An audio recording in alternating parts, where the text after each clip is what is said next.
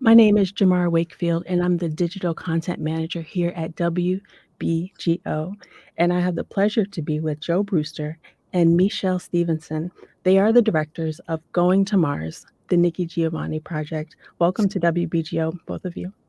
Thank you. Thank you for having us. Before we get into the film, I would love to hear about your personal relationship with Nikki Giovanni's work. What makes this personal for you, this project? Go ahead. Well, I grew up in a period where we were coming to terms with our identity, Black Pride in South Central Los Angeles. I remember her on, Top 40 radio, KGFJ, and I remember being inspired by the work. Um, how do you come to Nikki? Well, for me, it's more about this coming of age process in college in the mid 80s and learning about her work, having read before that autobiography of Angela Davis and Ntozake Shange's work. The three of them just, especially sort of Nikki and her poetry sort of anchored me in thinking about my own multiple identities and what it meant to really stand up for yourself and really sort of listen to your own truth. And so she was part of that coming of age process in college for me. Certainly, right? So for so many people, and perhaps not perhaps, but for so many generations, right? Mhm. Michèle, this film feels like we're witnessing Nikki Giovanni in conversation with herself, right? We see her watching archival footage with her granddaughter. We hear her talking about memory. In so many ways, she says, "I've changed. I've changed." Tell me about the creative decision to work from this point of view and the importance of this conversation around aging, especially for Black women. Well, from the very beginning, we wanted this to not be a conventional biopic about the chronology of a significant person's life. We wanted to center the material, the film around her voice and the impact of her poetry. But also we knew as we were starting to, spend time with her, that the question of legacy was really present in the air, both for the people who were following her, but for her specifically. And so I think being able to honor her point of view, her unapologetic nature, but her ability also to embrace her age is a very empowering thing for us all at whatever age. Absolutely. So I feel like the question of legacy, but also the question of embracing the stage of life, which she does in such a graceful way that teaches us. We felt it was important to center that as well. And so we go back and forth between her, yes, looking at her younger self and other material, but also the questions of health, of her own health and aging, and how she's handling it with grace. You mentioned Ntozake Shange. I interviewed her several times before she passed away, and this topic of how our bodies change and how we reconcile our memories and how are we always who we've been and yet how are we always something that's evolving and ephemeral. It certainly comes up in her work, and I know that audiences will recognize that through line. Joe, can you talk to me about memory? And it seems to work its way into almost every scene, how we remember our lives and ourselves, and how Nikki Giovanni is wrestling with memory. There's a really poignant scene where she's answering questions in an auditorium, and she says so clearly, "I can't remember," right? And it felt like such an important moment because it felt so honest about the ways that we remember parts of our youth and parts of our present, but there are also some things that perhaps we can't recall. Can you talk about memory? Sure. Well, there are a couple of things. On one hand, Nikki has early onset dementia, so she's struggling with memory, and instead of moving away from that, we decided to incorporate it in the piece. And I think memory comes up in another way. We are documentary filmmakers, and our mission is to stop the erasure of our history. And so we can't stop the erasure of Nikki Giovanni's memory, but what we can do in a backhanded way is make sure that her contribution is remembered. And we like to think that a work like this will keep around for a few more years, but also will bring her voice and her legacy to a different generation who may not know her. I also think, and that's echoing something that Michèle was talking about earlier, but we are committed to telling story in a creative way that's different. And what we do is we didn't want to really go year by year chronology of her life, and we wanted to make it fun. It's you've seen those PBS documentaries where they take you through. They remind me of the classroom when you're, history of the United States, and you have the voice of God. We wanted to challenge ourselves, and what she gave us is what we thought was important. But there's also, I mean, if I can just add two things. Yes, please. There's also a level of agency that she takes in this refusal to remember, so or to mention what she might remember or not. And I think that's sort of key, to be able to respect her decision, whether she knows or not. It's up to us to think about it. But her refusal, again, lays in this question of agency for Black women in terms of how do we remember, and what we decide to share or not to share. I think is shows a level of empowerment. And the film also plays with memory.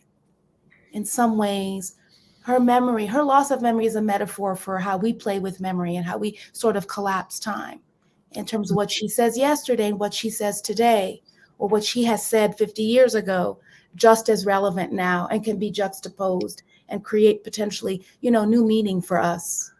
Well, on a couple of levels, there's the master narrative that, which is a white supremacist narrative that colors everything we see.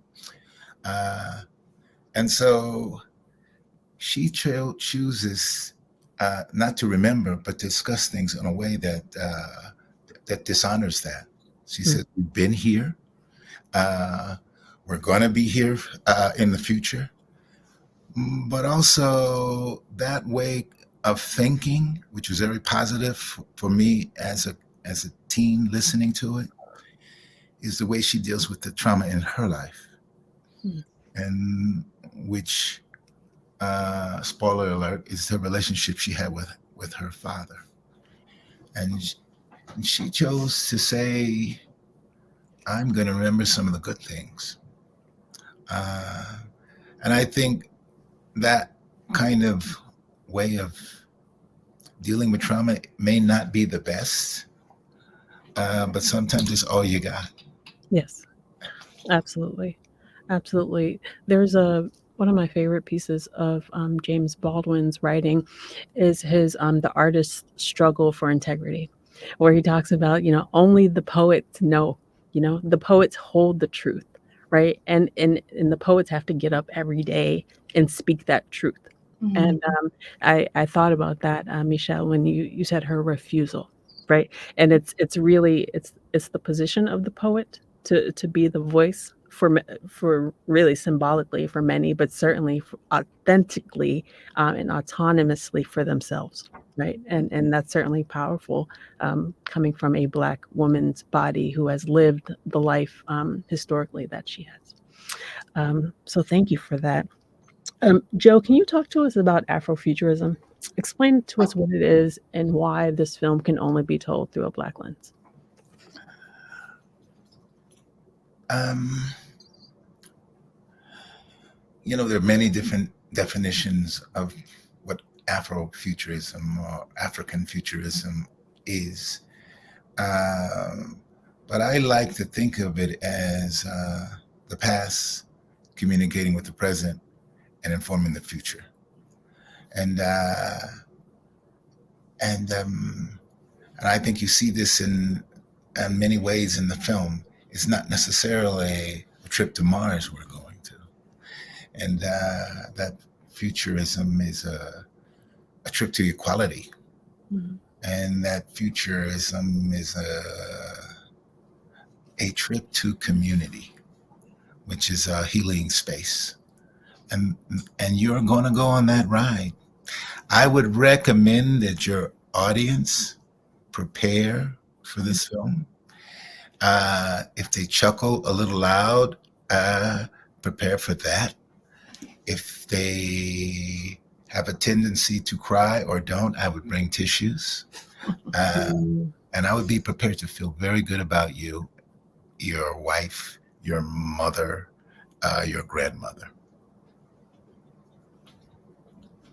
Michèle, did you want to add to that? I saw your. No. I think I think he sort of expressed it. I think if we look at in this idea of the past informing how we engage with the future is at the essence of the poem Going to Mars, which is serves as the spine of the film. Nikki, in that poem, she parallels the middle passage with the trip to Mars, that only people who have gone from an unknown through an unknown into an unknown and have engaged with aliens in the Western Hemisphere really have the substance to take that trip into space. And so it's really about how the past has equipped us to be the leaders of our future. And so it's a very powerful metaphor that is, Nikki embodies Afrofuturism in some ways, and she's a historian by training, by education, and so it's interesting how space is really important to her, but that historical lens is never lost. My name is Jamar Wakefield, and I'm the digital content producer here at WBGO. And we are going to Mars, the Nikki Giovanni project. We are going to poetry, going inside of ourselves. We are doing what jazz lovers do, which is speaking with Joe Brewster and Michèle Stephenson, freestyling and thinking about what it means to be a human on this planet. I'm so happy to have you both here. Many of our listeners will be familiar with the name Samora Pender-Hughes. Can you tell me about that experience of working with them in terms of crafting the audio landscape for this film?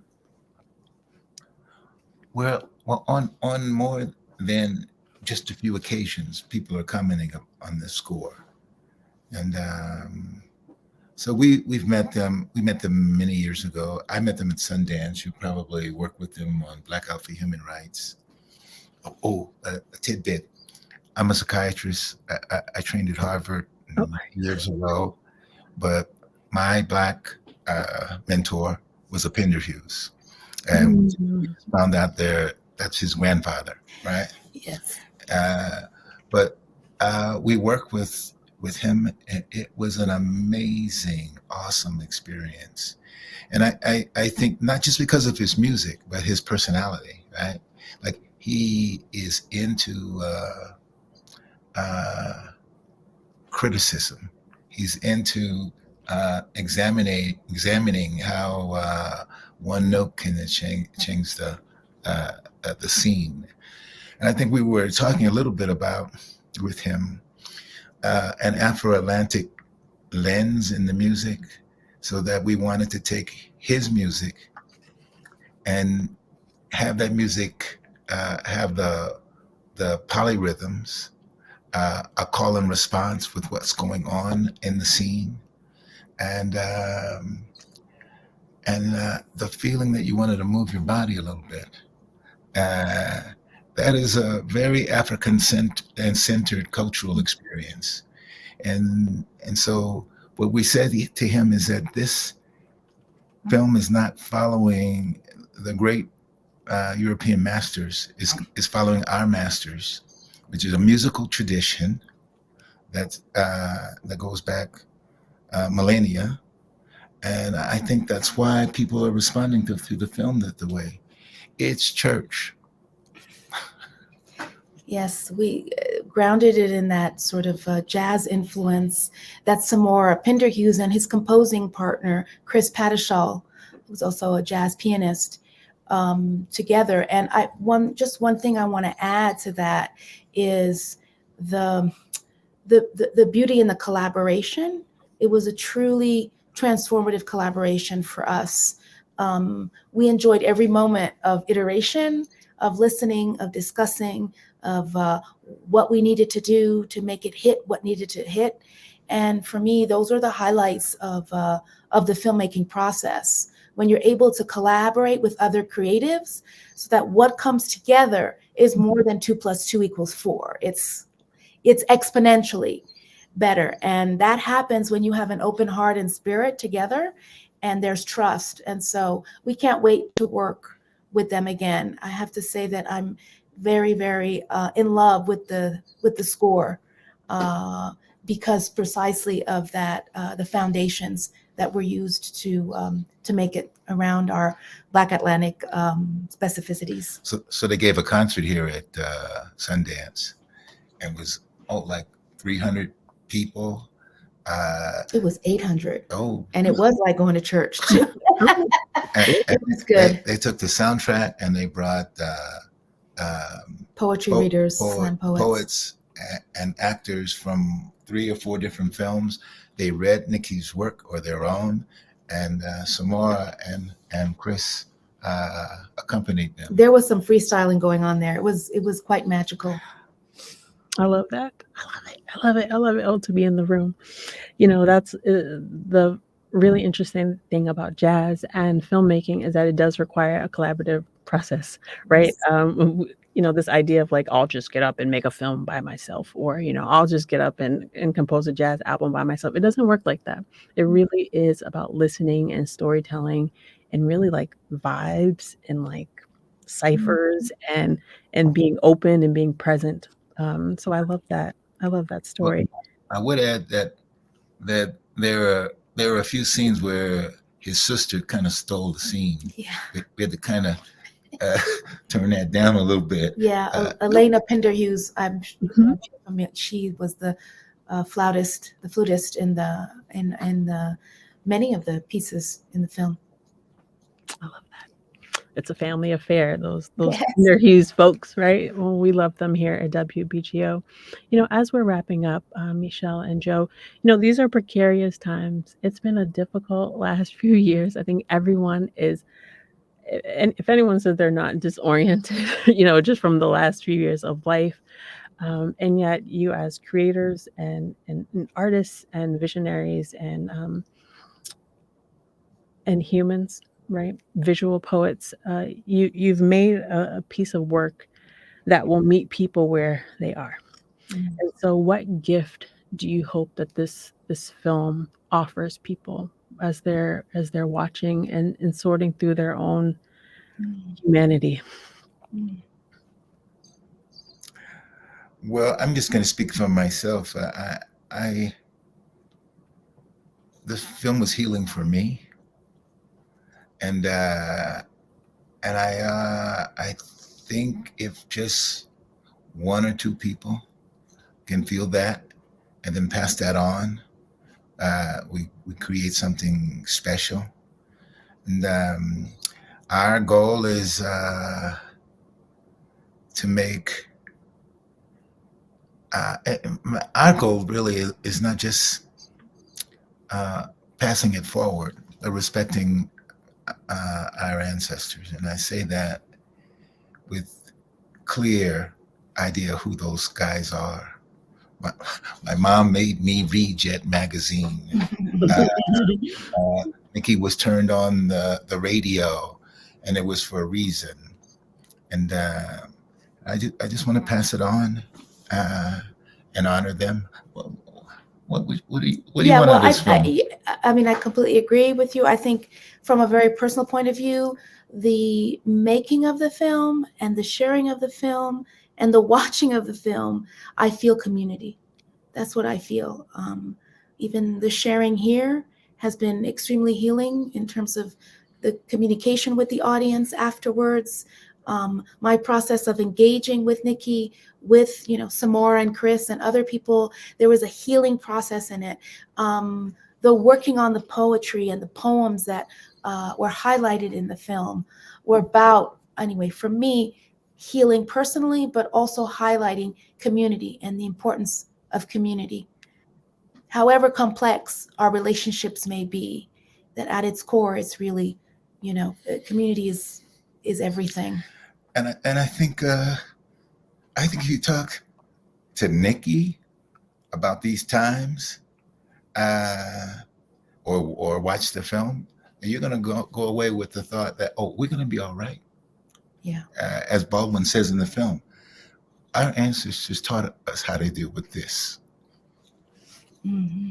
No, I absolutely agree. And to community and a village, and we're all reaching for that, and trying to find ways to fill that thirst, and really revive ourselves and feel closer to our own humanity.